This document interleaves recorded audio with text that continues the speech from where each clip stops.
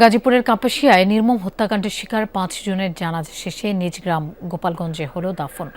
শোকস্তব্ধ পরিবার স্বজনরা নিহতদের পরিবারের পাশে দাঁড়াতে প্রশাসনের প্রতি অনুরোধ জানিয়েছেন এলাকাবাসী। শনিবার রাতেই মূল অভিযুক্ত ফোরকান ও অজ্ঞাত 4 জনের নামে মামলা করেন নিহত শারমিনের বাবা।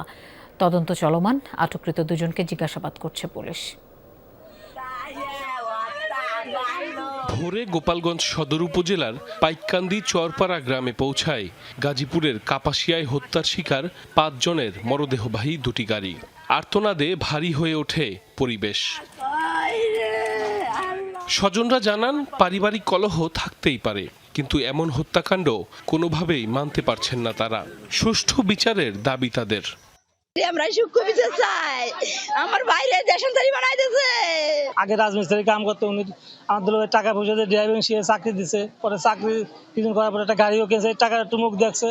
তারপর পরপর 3টে মেয়ে হয়ে গেছে। 3টে মেয়ের পরেই ওনার শত্রু নামে আইছে। বেলা 11:30টার দিকে পঞ্চপল্লী মাদ্রাসা মাঠে অনুষ্ঠিত হয় জানাজা। পরে সদর উপজেলার উত্তর চরপাড়া কবরস্থানে দাফন সম্পন্ন হয়। এ সময় নিহতদের পরিবারের পাশে দাঁড়াতে প্রশাসনের প্রতি আহ্বান জানান স্থানীয়রা। ফুরকানকে আইনের মাধ্যমে কঠিন শাস্তি হোক। তার সাথে কারা জড়িত আছে, কারা এই কাজটা করছে, এটা সম্পূর্ণ আপনাদের বের করতে হবে। আর এটা সম্পূর্ণ মনে করেন যে বিচার করতে হবে। শুক্রবার রাতে গাজীপুরের কাপাসিয়ায় 5 জনকে গলা কেটে হত্যার খবর পায় পুলিশ। ঘটনাস্থল থেকে উদ্ধার করা হয় শারমিন, তার 3 সন্তান ও ভাইয়ের মরদেহ। মূল অভিযুক্ত গৃহকর্তা ফোরকান এখনো পলাতক। শনিবার রাতে ফোরকানকে প্রধান আসামি করে অজ্ঞাত আরও 4 জনের নামে মামলা করেন নিহত শারমিনের বাবা শাহাদাত মোল্লা। জিজ্ঞাসাবাদের জন্য 2 জনকে আটক করেছে পুলিশ।